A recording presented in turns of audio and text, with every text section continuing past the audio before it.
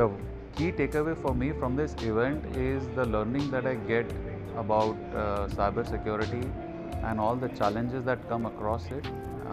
Great learnings from the title sponsor Dell, their insights into what constitutes cyber security and what are the solutions available, as also the partners who have partnered with 𝐒𝐻𝐧 over here, offering their solutions. The key takeaways here are great learnings for me to take back as real use cases and try and address the business problems. Security is one topic that has been covered.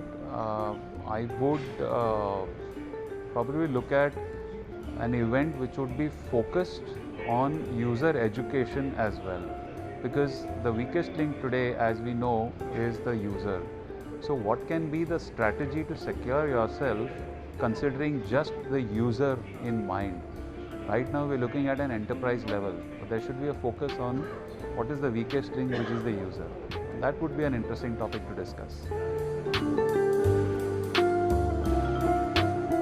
I would like to give 10, but that means, that's perfection. So I would leave it at 9 so that there's always room to grow.